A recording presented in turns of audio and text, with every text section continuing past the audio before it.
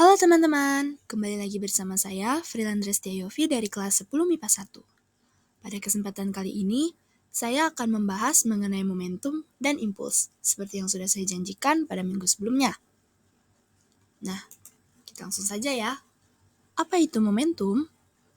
Momentum adalah besaran yang menunjukkan ukuran kesukaran untuk memberhentikan gerak suatu benda. Untuk menghentikan benda, diperlukan usaha yang besarnya sama dengan perubahan energi mekaniknya. Momentum berbanding lurus dengan massa dan dengan kecepatan. Jenis-jenis momentum. Momentum dibedakan menjadi dua jenis, yaitu yang pertama ada momentum linear dan yang kedua ada momentum angular.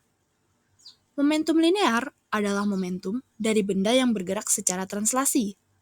Artinya, momentum ini adalah momentum yang dimiliki oleh benda-benda yang bergeraknya lurus.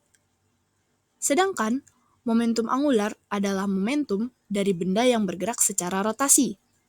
Artinya, momentum ini adalah momentum yang dimiliki oleh benda-benda yang bergeraknya melingkar atau berputar. Rumus momentum. Untuk rumus momentum, yaitu P sama dengan M dikali V, dengan keterangan P sama dengan momentum, kilogram per meter per sekon, dan M sama dengan massa atau kilogram, dan yang terakhir ada V sama dengan kecepatan atau M per S. Selanjutnya, apa itu tumbukan? Tumbukan adalah interaksi dua buah benda atau lebih yang saling bertukar gaya dalam selang waktu tertentu dan memenuhi hukum kekekalan momentum. Hukum kekekalan momentum berbunyi, jika tidak ada gaya luar yang bekerja pada sistem, maka momentum sebuah sistem akan selalu konstan. Benda yang saling bertabrakan akan mengalami tumbukan yang jenisnya berbeda-beda tergantung dari kondisinya. Jenis-jenis tumbukan ini dibedakan berdasarkan perubahan energi yang terjadi. Jenis-jenis tumbukan. Untuk jenis-jenis tumbukan dibedakan menjadi 3, yaitu tumbukan lenting sempurna, tumbukan lenting sebagian, dan tumbukan tidak lenting sama sekali. Tumbukan lenting sempurna terjadi jika energi kinetik sebelum tumbukan sama dengan energi kinetik setelah tumbukan. Dengan kata lain, semua energi kinetik di kondisi awal menjadi energi kinetik di kondisi akhir. Pada tumbukan ini, berlaku hukum kekekalan energi mekanik. Tumbukan lenting sebagian. Tumbukan lenting sebagian terjadi jika energi kinetik sebelum tumbukan berubah menjadi energi panas, gesekan, bunyi, atau deformasi, energi yang mengubah bentuk benda setelah tumbukan.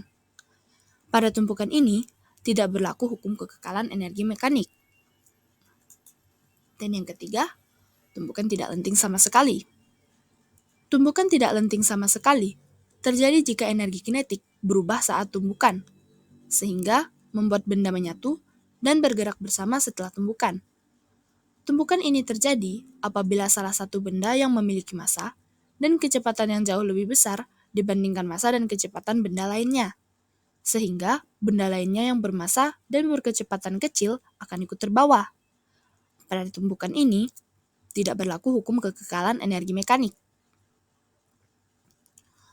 Untuk rumus tumbukan, ada 2, yaitu rumus tumbukan lenting sempurna dan lenting sebagian, serta rumus tumbukan tidak elastis atau tidak lenting sama sekali.